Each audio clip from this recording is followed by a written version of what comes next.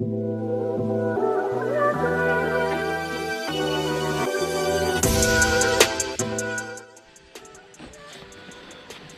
guys, welcome back to the channel, and I hope y'all had a great Christmas break and New Year's, and you're starting your New Year's resolutions. I know I've got a couple for this year, so we always do. Just hope we can follow through with them. I know one thing is staying in the gym a lot more. Got a little fluffy for a little bit, but I'm taking care of that, so don't worry about it. So I'm hanging out at my shop today, just kind of oiling reels and organizing tackle. As you can see, my garage is empty. I do not have my boat yet, and deer season just ended for me. I don't have a muzzle loader, so I'm starting to get the bug to go fishing. And as we all know, January, especially on Lake of the Pines, crappie fishermen come out of the woodworks. I mean, you could just about see the river channel, thousands and thousands and thousands of boats. So, and I was thinking about it, it seems to happen every year, no matter what. So I wanted to go over some safety, just a few things might help you out of a bind. You might not think about it, you might do, man. You might be one of those guys that's a MacGyver and is prepared for everything. So I'll start first and foremost. When the water temps get down in the 40s, okay, that's a dangerous temperature for anybody. When you fall overboard, if you don't have your life jacket on, you got heavy clothes, you know, I mean, we're dressed warm because it's cold out there. Those clothes can get saturated with water really fast and suck you under. Okay, you'll drown right there. So what I recommend, and a lot of people should do this already, but if you don't have a life jacket on, let's just say a full life vest. I mean, we don't want to fish in these all the time. I get it. It's bulky. You definitely run the big motor with the big vest, especially in rough water, but have this on deck, easily to get to, along with a throw cushion. You know, we're supposed to have one. You'll get a ticket if you don't, but that's what that's for. If your buddy falls over and he's struggling, he can't get to the edge of the boat, have this out, okay? In temperatures like that, you only have a few seconds to make some real life and death decisions, okay? And if you have this out, you might give you or your friend a chance and give them something to grab onto, give them a little flotation. Because if you've ever fallen into cold water, I know I have. I've been diving in it. It's just miserable. But as soon as you hit that water, you're like, you know, you take that deep breath. And some people just, unfortunately, just don't come back up from that. But if they do, they need to have something waiting on them. So get something to them as quick as possible. I recommend if you don't have one of these, okay, this is the inflatable style horse collar. You can set these to any, you know, clothing that you have on. It's really light. You don't even hardly know you're wearing it. Okay. These got emergency pull cords right here. So if you want to manually, you know, if you feel like something's bad's about to happen and you want to be ready for it, pull that cord. This vest will inflate. If not, it's got a fusible link inside the vest. Usually right here on the side. So this fusible link right there, when water gets on there, there's a little wafer in there that dissolves, spring loaded CO2 cartridge, and this thing will inflate. So as soon as you go in the water, this thing's inflating, okay? This is a great safety device to have on you, man. So look them up. They range anywhere from, you know, 80 all the way to 300 bucks, depending on how, you know, what style you want. There's different fits for them, different brands. Mustang, which Mustang is kind of the leader in PFDs anyway, they have probably the most expensive. So, you know, guys, be safe out there. Be prepared for anything. Next thing you need to do, I recommend, is have some towels, okay? Dry towels, extra dry set of clothes. You know, if your buddy does fall in or you fall in and it's super cold outside, I mean, you need to get out of those wet clothes and get warm as fast as possible. Hypothermia sets in a lot faster than you think. And if, let's just say you're the only one in the boat, you know, you're with your family or your kids, you're the only one that knows how to operate that big motor. And, so you're kind of in charge of the vessel. Well, if you're incapacitated, now we got bigger problems. So keep you some warm clothes, keep you some backup, some towels. You need to get warm as fast as possible. And then maybe you can salvage your trip. You know, you might be able to finish out that limit. So warm clothes, towels, PFDs, throw, okay, throw. And I think lastly for me is boat position. Okay, some of the accidents that I've been on, a lot of them were due to poor boat position. And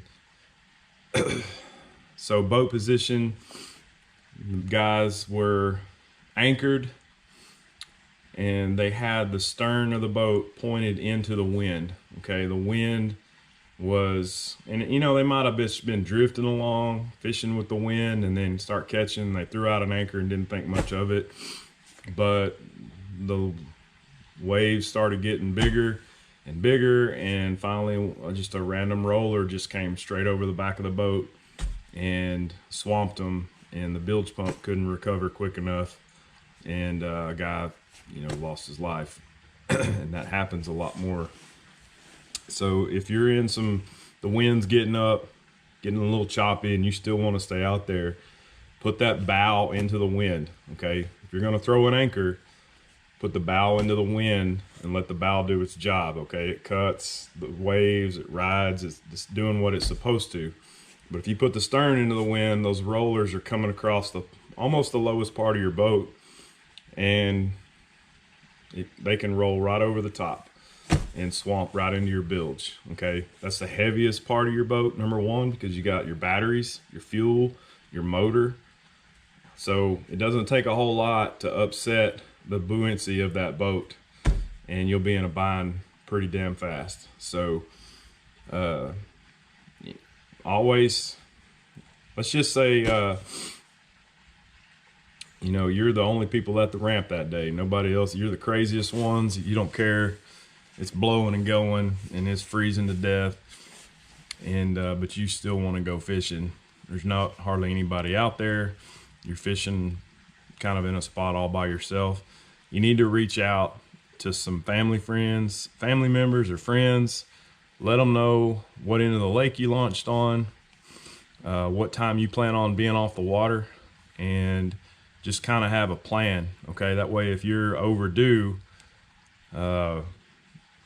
you know, somebody's coming to look for you or calling to check on you, and you're not stranded out in the middle of the lake clinging to a stump or a capsized boat after dark and trying to last through the middle of the night, you know, with 30-degree, 40-degree temps in the water. That has happened before. I've been on one of those. Fortunately, that had a happy ending. The guy was able to survive for 24 hours clinging to a stump.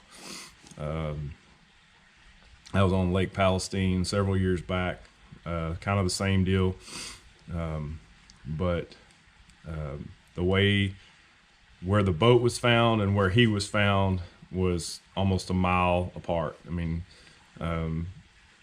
so have a plan as far as, I'm going to check in, we're coming off the water at this time, this is where we're going to be, you know, that kind of thing.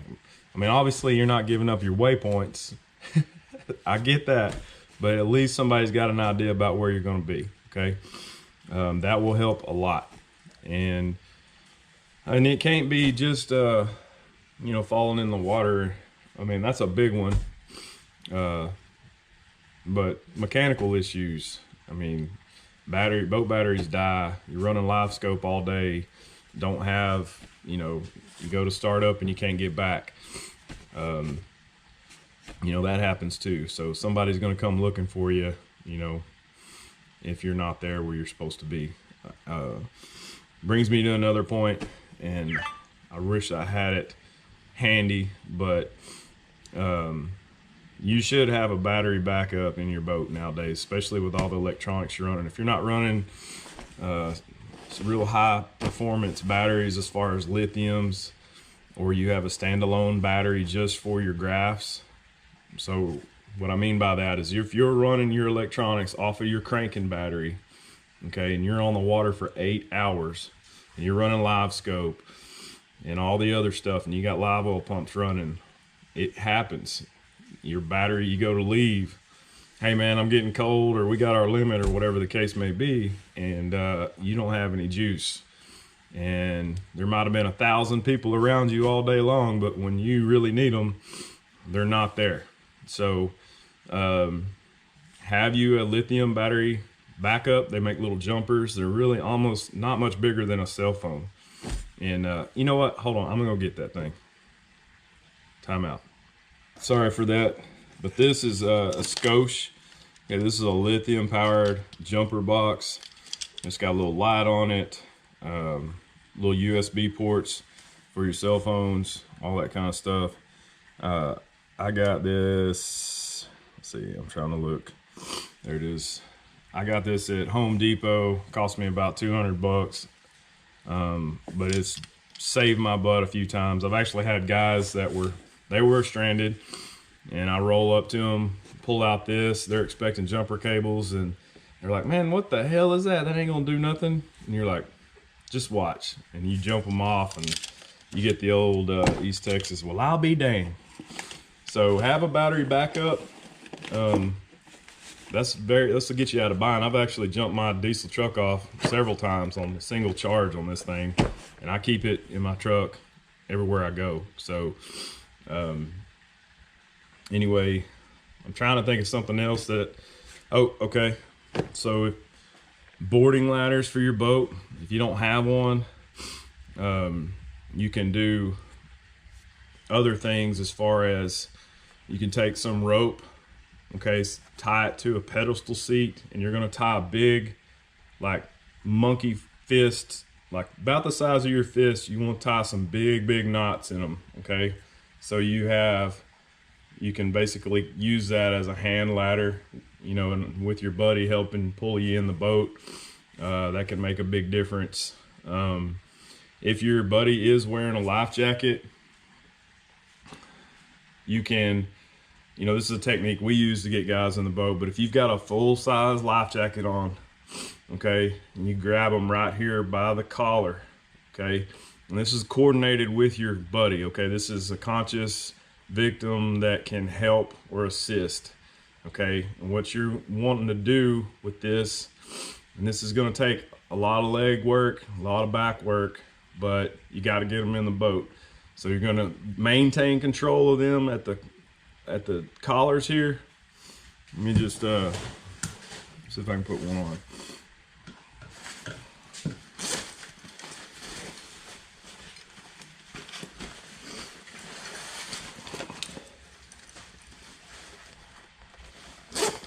All right. So if your friend does have life vest on, okay, of course all the buckles are going to be done, hopefully, and the jacket fits right, but you're going to grab them right up here, okay, right up here on the shoulders, okay, and you're going to count to 3, 2, 1, whatever the count you want, but I say 3 because I want out of that cold water. All right, so you're going to grab them right here by the shoulders, and you're going to kind of bob them. They're just going to kind of bob, and you're getting momentum, okay. The last one on 3, you're going to push down really hard. They're almost going to go underwater. And then when they start to come up, you're going to pull with everything you got, and they're going to kick. And you're using this vest as kind of like a bobber. If you can think about a bobber bouncing in the water. Okay, you're creating force. You're creating motion, and kind of a forward motion momentum, if you will, to help you get that extra pull and get them over into the boat. So move them to the lowest part of the boat. Okay, you don't want to do this on the bow because it's usually pretty high. Get midways to the back, and you know, it's a good technique to get somebody in the water that can't necessarily climb or do it themselves. All right. Anyway, guys, I hope y'all have a great crappie fishing season. Bass fishing is right. I mean, I'm not really that fired up about it just yet, but I'm getting really close. I just got a bunch of rods in from Lew's, and I'm still going through them. I still got a bunch of tackle orders to make, and I'm just really looking forward to 2023 and setting some new personal records with clients. I just can't wait. So anyway, if you like this video, please let me know. You know, I just try to shoot things from the heart, like things that pop on my head that I want to pass on to y'all. But if you like it, let me know. Leave a comment, subscribe, please. And y'all take care. I'll see you out on the water, okay?